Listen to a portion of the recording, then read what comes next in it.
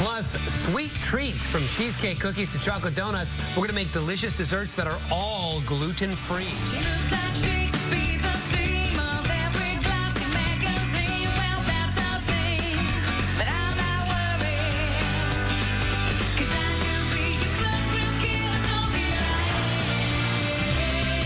Next on Better.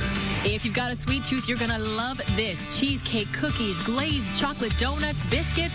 They're delicious and all gluten-free. But now we're going to go on to another issue that more and more parents are dealing with. And yes, they are. Food allergies. Hey, that's my cue. I've got to go. I'm going to head over to the kitchen, and I'm going to join Nicole Hunns. Nicole is the author of Gluten-Free on a Shoestring, and I'm scooting right over here. Hi, Nicole. Good to have you with us. Good to be here. What are we making? This all looks really delicious, and I usually, when I think of gluten-free, I think of this is exactly what you can't have. That's right. You can't have the yummy pastries and desserts, but not true. Not true. Okay. Of course not true. You can have, basically, what I tell people is, the only thing you can't have is gluten itself. Everything else is fair game, and that's why I love to do things like copycat recipes to show people you may not be able to buy it off the shelf any longer, but you can certainly have it. And it's always going to be healthier if you make it for yourself. We're going to do these chocolate donuts first. Sure. Is that what we're going to work on? Sure. How do you make the donut in the first place without gluten in it?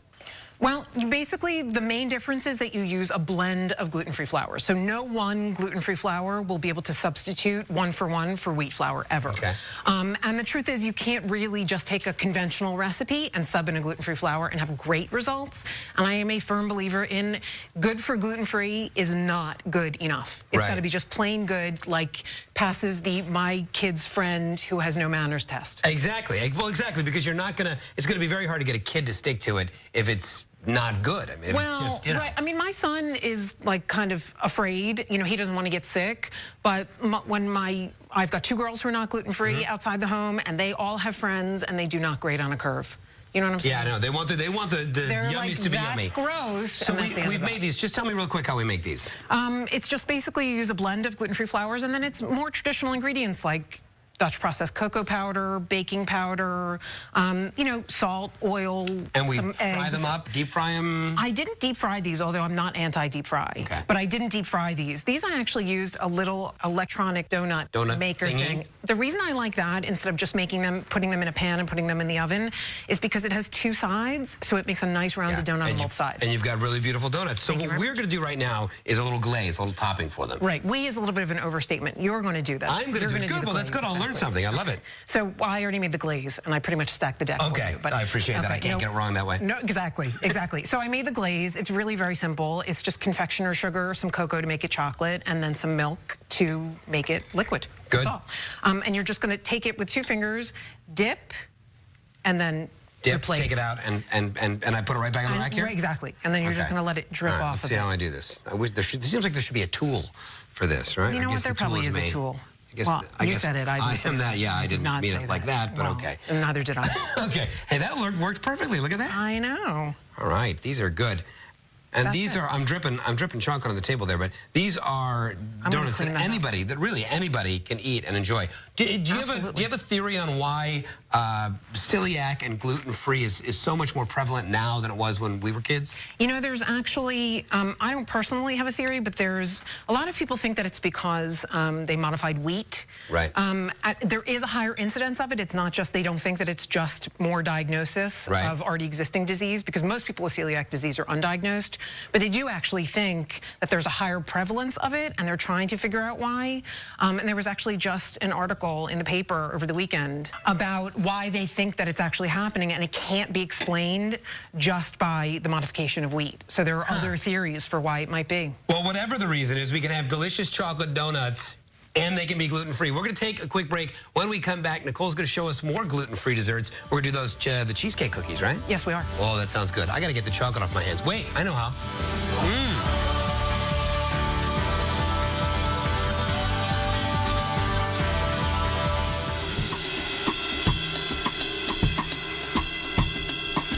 Welcome back. We're in the kitchen with Nicole Hunns. We just glazed some donuts, topped them off with chocolate, and now we're going to make two different things. And we're going to start with these what are they, cheesecake cookies? Yes, that's what they are. Oh, yes, that's what they are. Let's get right to it.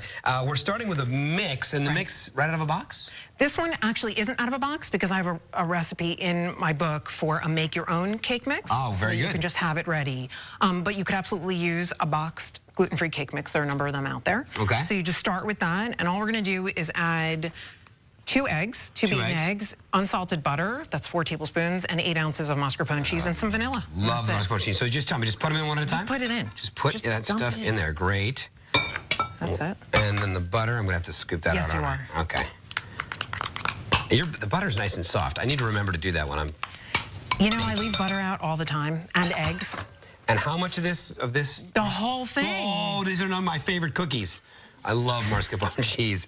Anytime you tell me I can put more in, I'm happy. And then when people ask, can I substitute something for the mascarpone cheese? I'm like, you can, but why would you? Why would you? Why in a million years? Why? Okay. Is this and then something? A little bit of vanilla. Oh, a little bit of vanilla. Would we use a table, like a stand mixer for this, or should I just be all man and mix it up? You know, you need a little bit of elbow grease. You could use a mixer, but I gotta tell you, that's more annoying to clean. So it's like either be annoyed now or annoyed later. Okay.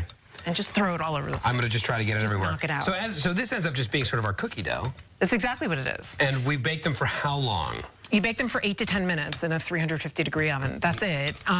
But it does help. So when you're baking, you really want your ingredients to be room temperature. That's really important. Because if these ingredients were not room temperature, like you mentioned that the butter was soft, sometimes your eggs, you forgot to leave them out, which I leave eggs out. When things like that go bad, you know it. It's not, oops. It's not a mystery. But I'm surprised by that because I grab things right out of the fridge, I put them in, I bake with them. You're saying, why? And why? Whoa, no. Why not? Nicole, why not? Because you won't get the right consistency and the fat in whatever you're using, and usually it's fat that we need at room temperature, whether it's in the eggs, in the mascarpone cheese, in the butter.